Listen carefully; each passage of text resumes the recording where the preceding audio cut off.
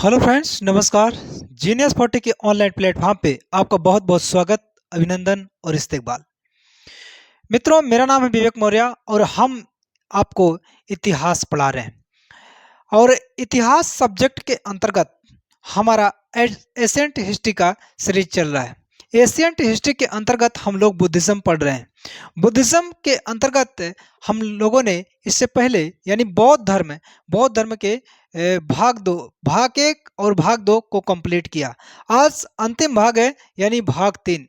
मित्रों, आज के इस वीडियो में हम लोग बौद्ध संघ की स्थापना, बौद्ध संघ के बारे में बहुत रोचक तथ्यों की चर्चा करेंगे। आप वीडियो में बने रहें क्योंकि बौद्ध धर्म की मान्यताएं, बुद्ध के जीवन से संबंधित महत्वपूर्ण घटनाएं, बुद्ध के जीवन की घटनाओं के प्रतीक, प्रमुख बौद्ध संगीतियां, गौतम बुद्ध के विशेष शिष्य एवं शिष्या, गौतम बुद्ध की राजा, बौद्ध धर्म का विभाजन, प्रमुख बौद्ध संगीतियां एवं बौद्ध संघ की लोकप्रियता, बौद्ध धर्म की लोकप्रियता इत्यादि पॉइंट पर चर्चा करेंगे। आइए मित्रों, बौद्ध धर्म भाग तीन नोट्स बनाते हुए चलेंगे। मित्रों, पेपर पेन साथ रखें। देखिए मित्रों, बौद्ध संघ की स्थापना, पहले हम नोट करते हैं बौद्ध संघ की स्थापना।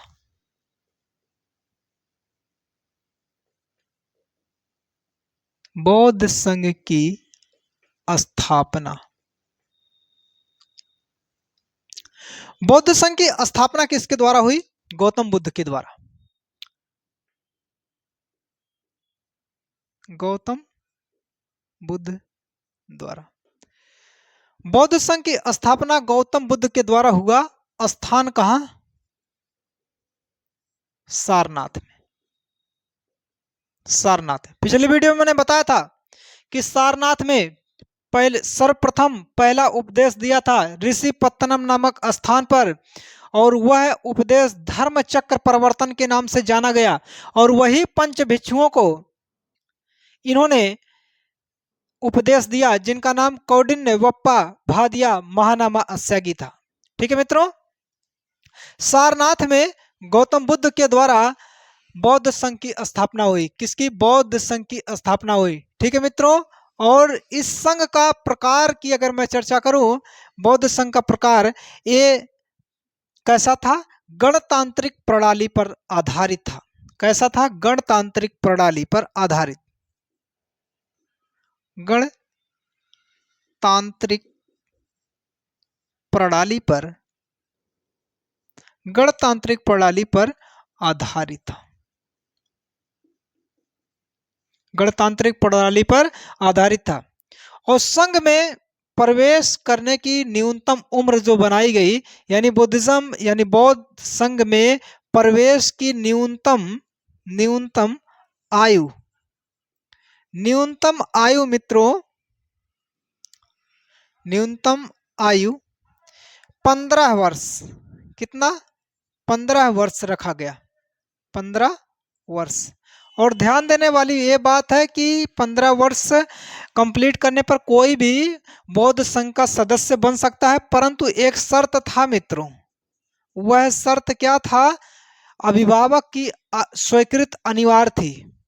अभिभावक, अभिभावक में आप समझिएगा माता पिता, माता पिता, ठीक है, या फिर जिनके अन्य अभिभावक होते हैं वे।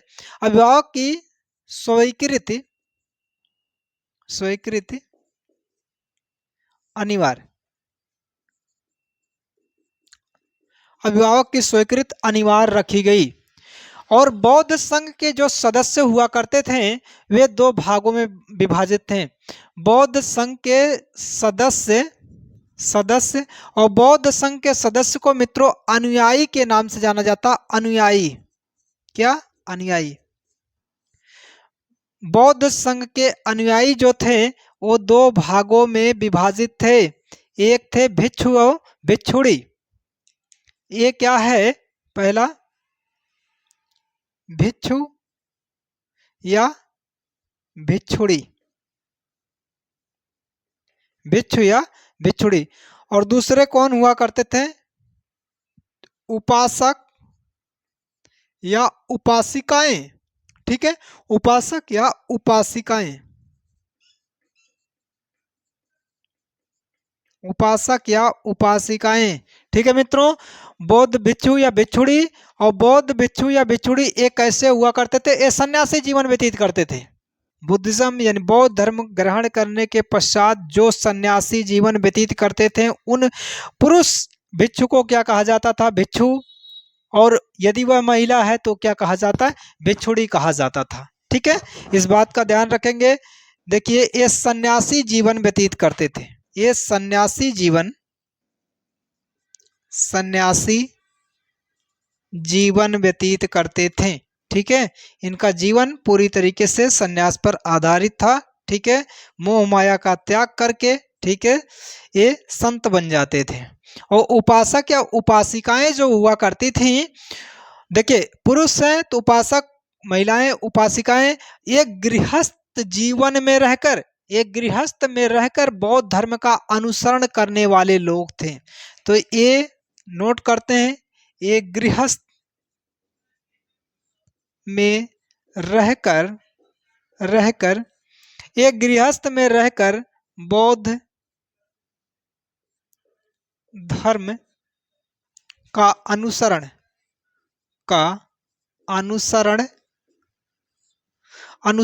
करते थे। ये बुद्धिज्म का अनुसरण करते थे, बौद्ध धर्म का अनुसरण करते थे, लेकिन कैसे, गृहस्थ रहकर। परंतु जो भिक्षु या भिक्षुड़ी रहते थे ये शादी विवाह नहीं करते थे, पूरी तरीके से क्या थे, ब्रह्मचर्य को अपनाते हुए, और ये सन्यास जीवन को स्वीकार कर लिए थे। ये क्या कहलाए, भिक्षु या भिक्षुड़ी कहलाए। ये बौद्ध विहार, ठीक है, और चैत्य इत्यादि में रहते थे। आइए नेक्स्ट बात हम समझते हैं, बौद्ध संघ की सदस्यता किसके लिए थी। तो अगर इससे पहले, बुद्धिज्म से पहले आप देखते थे कि मैं आपको थोड़ा सा एक चैप्टर जैन धर्म से पहले जो मैं लेकर चल रहा हूं आपको, यानी वैदिक सभ्यता और उत्तर वैदिक काल। वैदिक सभ्यता यानी ऋग्वैदिक काल और उत्तर वैदिक काल में जातियों का जो विभाजन था वो जन्म के आधार पे हो गया उत्तर वैदिक काल में, और अन्य अन्य प्रकार की जातियां, उसमें छोटी जातियां और बड़ी जातियों को चिन्हित किया गया। ठीक है, अब जब ये बुद्धिज्म आया तो बुद्धिज्म में ये ब्राह्मणीय साहित्य से अलग हटकर एक ऐसा संप्रदाय था जिनकी धार्मिकता सभी जातियों के लिए सुलभ थी। ठीक है, तो इस बात का विशेष ध्यान रखेंगे मित्रों। हाँ, तो नोट करते हैं, नोट में आप नोट कर लीजिएगा, नोट में सभी जातियों के लिए सुलभ, सभी जातियों के लिए सुलभ थी, सभी जातियों के लिए समान प्रकार से, ठीक है, कोई भी इसकी सदस्यता ले सकता है।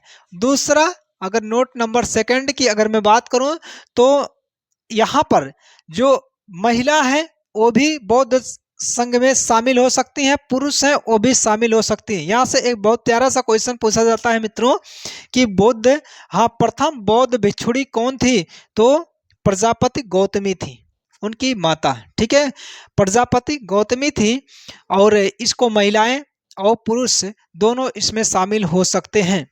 आइए नेक्स्ट हम बात करते हैं, इसको आप नोट में, सेकंड नोट में नोट कर लीजिए, प्रथम बौद्ध भिक्षुड़ी प्रजापति गौतमी। प्रथम बौद्ध भिक्षुड़ी प्रजापति गौतमी कौन थी, प्रजापति गौतमी, प्रजापति गौतमी। ठीक है, स्थान कहाँ था, वैशाली में। आग्रह किसका हुआ था मित्रों, आनंद का। आनंद भगवान बुद्ध के बड़े भाई आनंद, ठीक है, उन्हीं के आग्रह पर, और प्रिय शिष्य भी थे भगवान बुद्ध के आनंद, और बड़े भाई भी थे। ठीक है, और उन्हीं के आग्रह पर प्रजापति गौतमी वैशाली में बौद्ध संघ में शामिल हुई। यहाँ से महिलाएं शामिल होना शुरू हुई। और नेक्स्ट बात करते हैं, प्रथम बौद्ध भिक्षुड़ी का जो प्रश्न बनता है वो उसका उत्तर प्रजापति गौतमी रहता है। ठीक है, नेक्स्ट, बौद्ध संघ में प्रवेश के लिए बौद्ध धर्म के त्रिरत्न में विश्वास करने की शपथ लेना अनिवार्य था। तो इस बात को भी नोट करते हैं, त्रिरत्न में विश्वास होना चाहिए और त्रिरत्न त्रिरत्न त्रिरत्न का, ठीक है, संकल्प लेना पड़ता था। और त्रिरत्न है क्या चीज मित्रों? बुद्ध, धम्म और संघ। संघ, बुद्धम शरणम गच्छामि, धम्मम शरणम गच्छामि, संघम शरणम गच्छामि। ठीक है मित्रों, बुद्ध, संघ और धम्म ये क्या थे? बौद्ध धर्म के त्रिरत्न थे। इसमें विश्वास की शपथ लेना अनिवार्य था। ठीक है, और ये किसके द्वारा बनाया गया था? ये भगवान बुद्ध के द्वारा बनाया गया था। तीनों किसके द्वारा बनाया गया था? भगवान बुद्ध के द्वारा बनाया गया था। एक प्रश्न और आता है मित्रों कि भगवान बुद्ध के उत्तराधिकारी कौन थे? भगवान बुद्ध के उत्तराधिकारी कौन थे? उसमें ऑप्शन दे दिया जाता है, तो उसका सही ऑप्शन है भगवान बुद्ध के त्रिरत्न ही। भगवान बुद्ध के त्रिरत्न ही क्या थे? इनका उत्तराधिकारी था, जिसमें धम्म और संघ, ध्यान दीजिएगा, धम्म और संघ भगवान बुद्ध का उत्तराधिकारी। इन्होंने कहा कि यह त्रिरत्न ही हमारा उत्तराधिकारी रहेगा, कोई विशेष व्यक्ति नहीं रहेगा। ठीक है, आइए मित्रों नेक्स्ट बात अब चलते हैं। बौद्ध भिक्षुओं के लिए, ये जो बौद्ध भिक्षु हैं और भिक्षुणियों हैं, यानी जो सन्यासी जीवन व्यतीत कर रहे हैं, इनके लिए 10 शील सिद्धांत अनिवार्य किए गए। अब हम पढ़ते हैं 10 शील सिद्धांत कौन कौन थे, आप इसे नोट कर लें।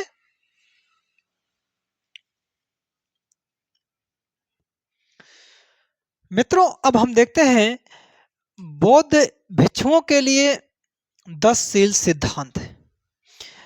प्रथम जो 5 शील सिद्धांत है वो बौद्ध धर्म यानी बौद्ध धर्म के बौद्ध संघ में प्रवेश करने वाले उपासक एवं उपासिकाओं के लिए भी अनिवार्य थे, परंतु शेष 5 और मिला के कुल 10 सिद्धांत भिक्षु एवं भिक्षुणियों के लिए अनिवार्य था। ये कौन कौन से हैं देखते हैं। बौद्ध भिक्षुओं के लिए 10 शील सिद्धांत आवश्यक है। यहाँ पर हमने पहले ही नोट कर दिया कि जो 10 शील सिद्धांत जो हैं वो क्या है, वो बौद्ध भिक्षुओं और भिक्षुणियों के लिए अनिवार्य है, परंतु जो शीर्ष 5 हैं ये किसके लिए? ये जो शीर्ष 5 मित्रों, ये शीर्ष 5 जो हैं एक गृहस्थ में रहने वाले उपासक एवं उपासिकाओं के लिए अनिवार्य है। ये गृहस्थ यहां पर हम नोट करते हैं, गृहस्थ के लिए। ठीक है, आइए देखते हैं पहला शील सिद्धांत क्या है। दूसरे के धन की इच्छा ना करना। किसी दूसरे का धन है, यदि वह आपका नहीं है, यानी आप उसके अधिकारी नहीं हैं, तो आप उसकी इच्छा ना करें। ठीक है, ये पहले शील सिद्धांत में कहा गया दूसरे के धन की इच्छा नहीं करना है। दूसरा झूठ नहीं बोलना है, असत्य वचन नहीं बोलना है, झूठ नहीं बोलना है, ये दूसरा है। ठीक है, किसी भी प्रकार की बात हो या कोई भी ऐसा कार्य है, ठीक है, उसको संपन्न करने में, किसी को कुछ बताने में आपको झूठ का सहारा नहीं लेना है। तीसरा है हिंसा से दूर रहना है। ठीक है, जैसे अहिंसा परमो धर्म है, अहिंसा सबसे बड़ा धर्म है, यानी हिंसा नहीं करना, हिंसा से दूर रहना। अहिंसा और ठीक है सत्य में जैन और बौद्ध दोनों विश्वास करते हैं, इसलिए देखिए जैन धर्म में भी बताया गया था कि अहिंसा, ठीक है, अहिंसा में रहना, हिंसा नहीं करना है। ठीक है, अहिंसा परमो धर्म है, अहिंसा सबसे बड़ा धर्म है, आपको हिंसा से दूर रहना है, हत्या नहीं करनी है। चौथा है मादक द्रव्यों का सेवन नहीं करना। मित्रों नशीले पदार्थों का सेवन नहीं करना है यदि आप बौद्ध संघ में प्रवेश कर चुके हैं तब। ठीक है, यदि आप बौद्ध धर्म को मानते हैं, बौद्ध संघ में प्रवेश किए हैं, तो चाहे आप भिक्षु हैं, चाहे भिक्षुणी हैं, चाहे उपासक हैं, चाहे उपासिकाएं हैं, ठीक है, आपको मादक द्रव्यों का सेवन नहीं करना है। और पांचवा शील सिद्धांत है व्यभिचार नहीं करना है। ठीक है, व्यभिचार नहीं करना है, अनैतिक कुकृत्य कार्य नहीं करना है, इसमें संलिप्त नहीं रहना है, व्यभिचार नहीं करना है। ये 5 शील सिद्धांत तो आपके गृहस्थ उपासक उपासिकाओं के लिए भी अनिवार्य थे, परंतु ये जो पहले से लेकर 10 तक ये भिक्षुणियों के लिए 10 अनिवार्य हैं। ठीक है, छठा कौन सा है? संगीत एवं नृत्य में भाग नहीं लेना। देखिए बहुत ही सिस्टमेटिक ढंग से रखा गया है। छठे पर संगीत एवं नृत्य में भाग नहीं लेना है, ये बुद्धिज्म कहता है। और सातवां है सुगंधित द्रव्यों का उपयोग नहीं करना है। सुगंधित द्रव्यों का उपयोग नहीं करना है, सेंट इत्र का उपयोग नहीं करना है, पूरी तरीके से प्राकृतिक आपको रहना है। और असमय भोजन नहीं करना है, असमय भोजन का त्याग करिए, यानी असमय भोजन ना करें। भोजन का जो समय है समय से ही भोजन करें। असमय, यदि असमय का तात्पर्य है, ठीक है, थोड़ा सा वक्त नहीं बल्कि समय विपरीत अगर हो गया तो विपरीत समय में आप भोजन ना करें। जैसे जैनिज्म में मैंने बताया था, जैन धर्म में सूर्यास्त के पश्चात भोजन नहीं किया जाता है। ठीक है, यानी असमय हो जाता है उनका, असमय भोजन नहीं करना है। और उसके बाद 9वां शील सिद्धांत है सुखप्रद बिस्तर पर नहीं सोना है। ठीक है, सुखप्रद बिस्तर पर नहीं सोना है। और 10वां है किसी भी प्रकार के द्रव्य का संचय नहीं करना है, यानी द्रव्य का मतलब यहाँ पर धन से है, धन का संचय नहीं करना है, किसी भी प्रकार के द्रव्य का संचय आपको नहीं करना है। ठीक है, ये बौद्ध भिक्षुओं और भिक्षुणियों के लिए 10 अनिवार्य है। ठीक है, आप इसे नोट कर लें। अब इसके बाद हम बौद्ध धर्म की मान्यताएं देखते हैं, बौद्ध धर्म की क्या क्या मान्यताएं। ठीक है, आप इसका स्क्रीनशॉट ले लें, आप इसको नोट कर लें।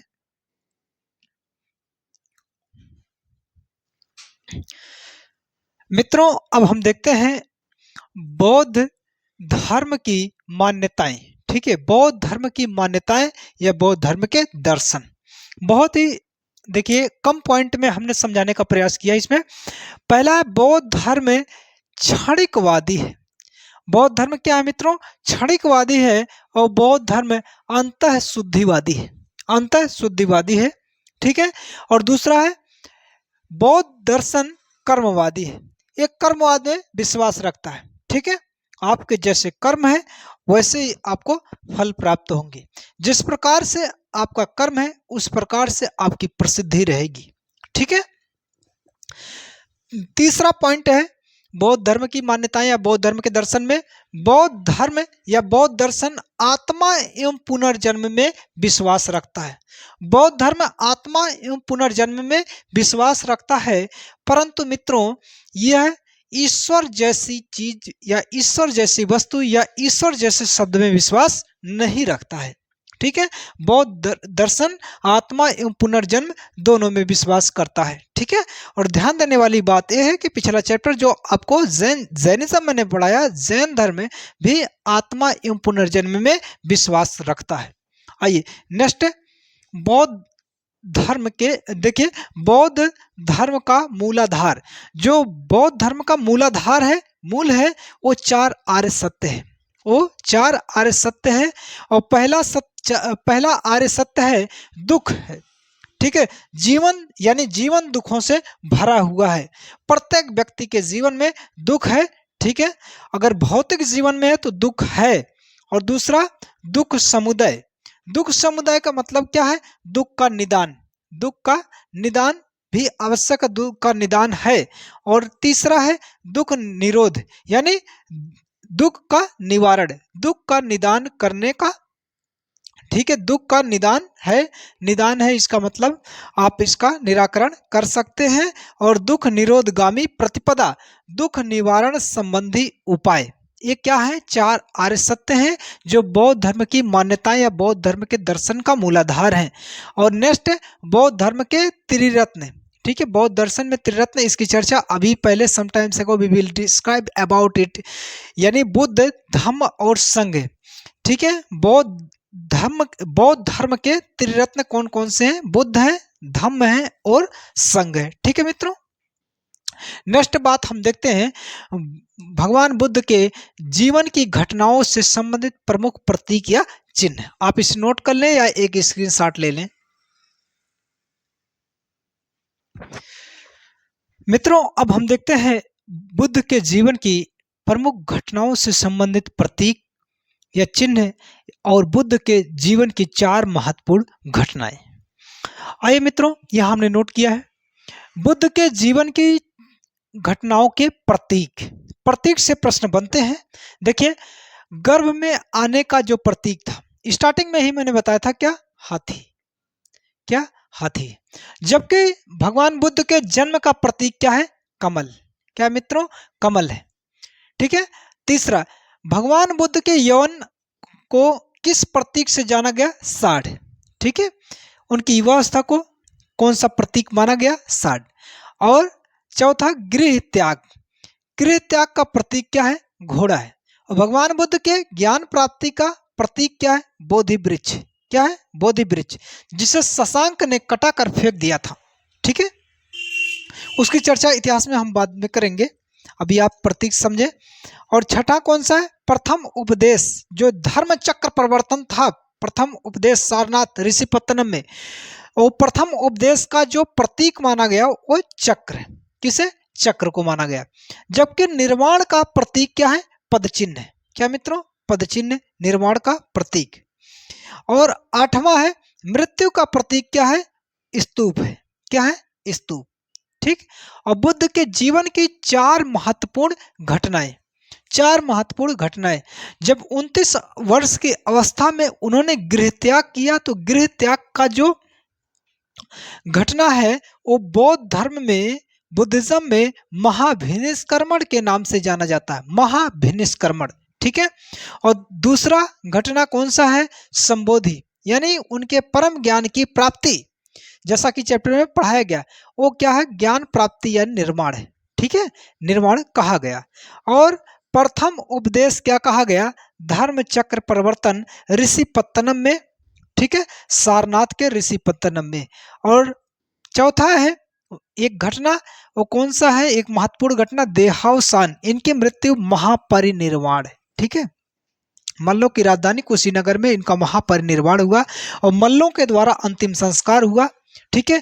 देहावसान महापरिनिर्वाण के नाम से जाना जाता है। ठीक है। आप इसे नोट कर लें या एक स्क्रीनशॉट ले लें। इसके बाद हम पढ़ते हैं प्रमुख बौद्ध संगीतियां। आइए देखते हैं प्रमुख बौद्ध संगीतियां।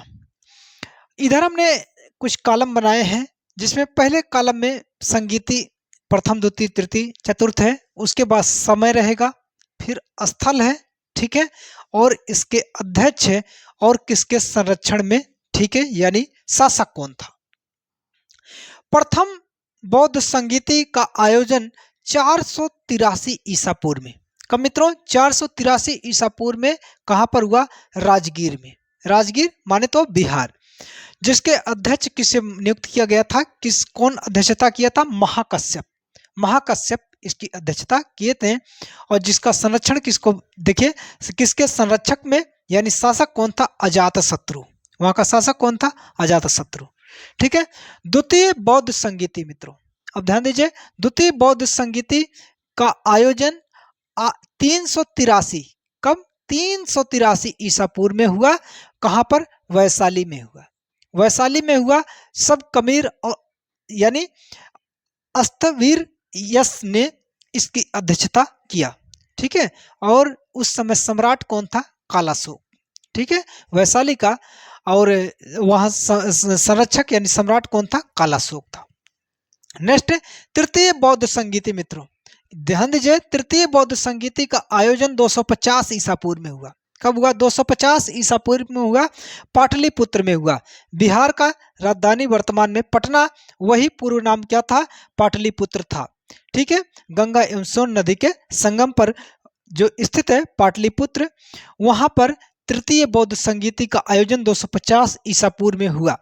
जिसके अध्यक्ष कौन थे? मोगलीपुत्र तिस्य। मोगलीपुत्र तिस्य को अध्यक्ष नियुक्त किया गया। उस समय सम्राट कौन था? मौर्य वंशीय शासक सम्राट अशोक। मगध का शासक कौन था उस समय? अशोक था। ठीक है। नेक्स्ट, चतुर्थ बौद्ध संगीति कौन था? चतुर्थ बौद्ध संगीति 98 ईसा पूर्व में हुआ था, 98 बीसी में हुआ। और कब, कहां पर? स्थल का नाम है कुंडलवन, कुंडलवन में। और जिसके अध्यक्ष कौन थे? वसुमित्र थे। कौन थे? वसुमित्र। और सम्राट कौन थे? कनिष्क। कनिष्क सम्राट थे, यानी इनके संरक्षण में। यहां से ये पॉइंट आप समझ में आता है कि अजातशत्रु, कालाशोक, अशोक, कनिष्क, ये सब बुद्धिज्म को मानने वाले सम्राट थे। ठीक है। अब हम देखते हैं बौद्ध धर्म का विभाजन। ठीक है, आइए मित्रों, अब हम देखते हैं बौद्ध धर्म का विभाजन। जिस जिस प्रकार से जैन धर्म दो संप्रदाय में विभक्त हो गया था, दिगंबर एवं श्वेतांबर, उसी प्रकार से हमारा बौद्ध धर्म जो है वो भी दो संप्रदाय में विभक्त हो गया। यह मित्रों बौद्ध धर्म चतुर्थ बौद्ध संगीति के समय, यानी चतुर्थ बौद्ध संगीति में, यानी 98 बीसी, 98 बीसी, 98 ईसा पूर्व में बौद्ध धर्म दो संप्रदायों में बट गया। उसका नाम है, पहले का नाम है हीनयान, दूसरे का नाम महायान। ठीक है।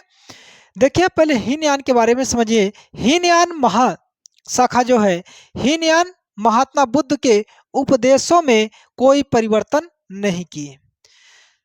महात्मा बुद्ध ने अपने उपदेश जिस प्रकार से दिए थे उसी स्वरूप में ये उसकी पूजा करते रहे। हीनयान मूर्ति पूजा और भक्ति में विश्वास नहीं करता था, मानता अवश्य था लेकिन मूर्ति पूजा और भक्ति में विश्वास नहीं करता था, केवल उनके उपदेशों एवं उनके द्वारा बताए गए मार्गों पर चलता था। ठीक है। उसके बाद देखिए, इस संप्रदाय का ग्रंथ, यानी हीनयान महाशाखा संप्रदाय का जो ग्रंथ है वो पाली भाषा में है। पाली भाषा में महात्मा बुद्ध, क्योंकि पहले ही पॉइंट में मैंने बताया था कि यह महात्मा बुद्ध के उपदेशों में कोई परिवर्तन नहीं किया, यानी इनके उपदेशों की जो भाषा थी, महात्मा बुद्ध के उपदेशों की भाषा क्या थी? पाली भाषा थी। ठीक है। और यही पाली भाषा का, ठीक है, पाली भाषा को स्वरूप को किसने अपनाया? हीनयान। हीनयान संप्रदाय का ग्रंथ पाली भाषा में है। ठीक है। और आगे चलकर हीनयान महाशाखा ये वैभाषिक एवं सौतांत्रिक दो संप्रदायों में बट गया। दो संप्रदायों में बट गया आगे चलकर, एक वैभाषिक और दूसरा सौतांत्रिक। अब ध्यान दीजिए मित्रों, महायान शाखा, बौद्ध धर्म का जो महायान शाखा है, ठीक है, यह भगवान बुद्ध के उपदेशों में परिवर्तन करके उसे आधुनिक रूप दिया। ठीक है। इसने क्या किया? भगवान बुद्ध के जो उपदेश थे उसमें समय के साथ कुछ परिवर्तन किया और उसको मॉडिफाई किया, यानी आधुनिक रूप दिया। और भगवान बुद्ध को ईश्वर मानकर उसकी उपासना एवं मूर्ति पूजा भी करते थे। और मूर्ति पूजा सर्वप्रथम जो शुरू हुआ है, ठीक है, वो कौन सा? किसको मूर्ति बनाकर?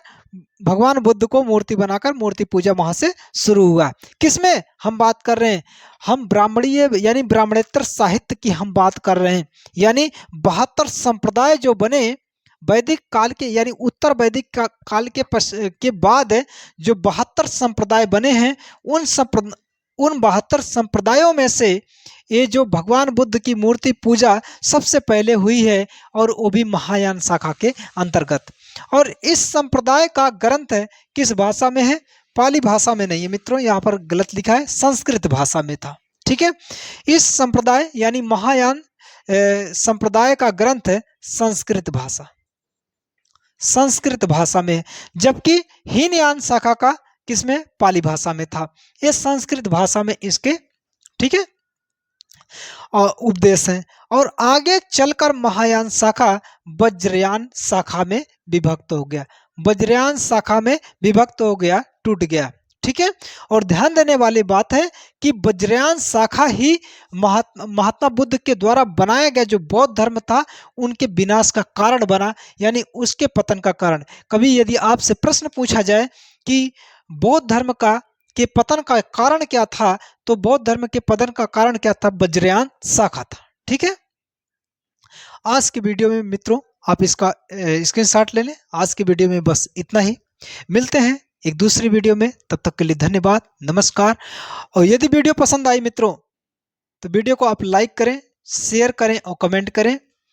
और अभी तक हमारे चैनल को यदि सब्सक्राइब नहीं किए तो हमारे चैनल को जरूर सब्सक्राइब करें। जय हिंद।